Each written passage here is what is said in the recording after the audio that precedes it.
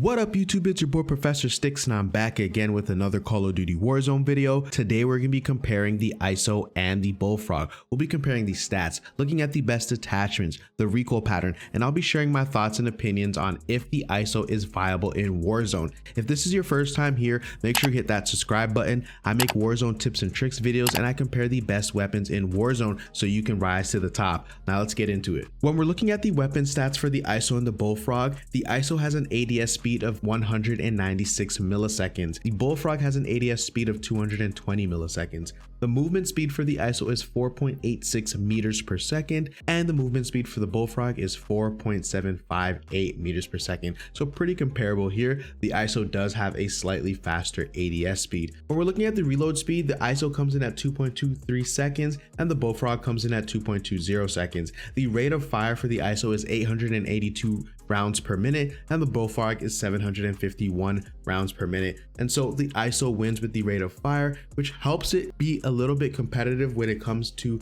that time to kill. Now let's talk about the damage profile. When we're looking at the damage to the head, the ISO does 36 damage to the head, which means it's going to take 7 shots to kill a fully armored opponent, whereas the Bullfrog does 55 damage to the head, which means it's going to take 5 shots to take down an enemy opponent. The ISO does 25 damage to the chest, which means it's going to take 10 shots to kill a fully armored opponent, and the Bullfrog does 34 damage to the chest, which means it's going to take 8 shots to kill a fully armored opponent. Now the damage fall off for the ISO is at 18 meters and the Bullfrog has a damage fall off at 14 meters. And so here we see that the damage profile for the Bullfrog is just superior. It really packs a punch. I mean, it's doing almost the same amount of damage to the chest as the ISO does to the head. And so it's going to take you far less shots to down a fully armored opponent with the Bullfrog than it does with the ISO. All right, so I'm going to share with you guys how many headshots you need to hit to be able to have an effective TTK with the ISO. Now, first we're going to talk about the time to kill if you're hitting all of your headshots. Now, the reason why I bring this stat up is because it lets you know how effective is this weapon. If it has a very fast time to kill, if you're hitting all of your headshots, it means it's going to have a pretty decent time to kill if you're spreading your shots out, hitting a couple headshots, hitting a couple body shots, even a couple limb shots. Now the ISO has a time to kill of 408 milliseconds if you are hitting all of your headshots. That's going to take 7 shots. This is very bad compared to the Bullfrog because the Bullfrog requires you take only 3 headshots and 3 other body shots anywhere else, and you are going to down somebody in less than 400 milliseconds.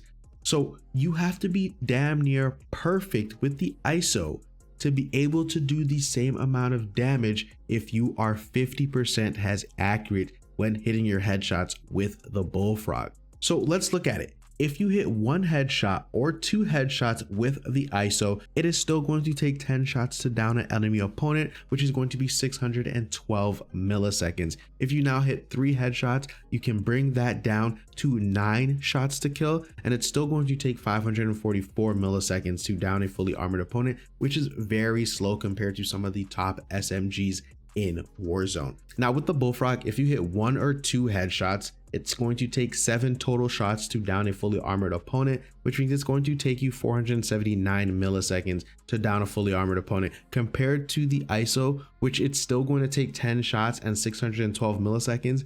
That 130 millisecond difference is enough to make a difference in Warzone. So when it comes to the comparison for time to kill, the Bullfrog is just a melt machine. I think this is the meta, and that's why I wanted to compare the ISO to the Bullfrog to know how does it stack up against the meta. And so when we're looking at the time to kill, even if you hit 1 or 2 headshots, it's still going to be 612 milliseconds for the ISO, and you have to hit 3 headshots to get your time to kill to 544 milliseconds, and to drop that to 9 shots, it just doesn't make sense. The Bullfrog is just going to melt much faster than the ISO. However, the ISO was very fun to use, and so I'm going to talk about the situational use when it comes to the ISO. All right, so as you can see with the TTK, the Bullfrog is just way more superior than the ISO, and that's why I compared the ISO to the Bullfrog, because we want to look at alternative guns that match up with the meta and see, do they compare? Is it usable? Is it viable? So I'm going to talk about the situational use for the ISO. It is excellent for close range to medium range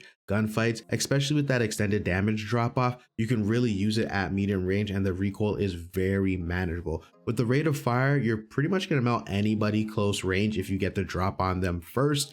It is excellent if you're looking for something new to use and don't want to get absolutely incinerated by other SMGs in the game. And so like I said, with the TTK not being as competitive as some of the other more faster killing SMGs in the game, you're going to have to be very accurate with the ISO to make every bullet count, because the TTK is just not very fast. All right, guys, let's jump into the attachments. So here are the attachments for the ISO. For the barrel, you're going to want to go with the FSS Nightshade. This also has a monolithic integral suppressor built in, so you save yourself one attachment slot.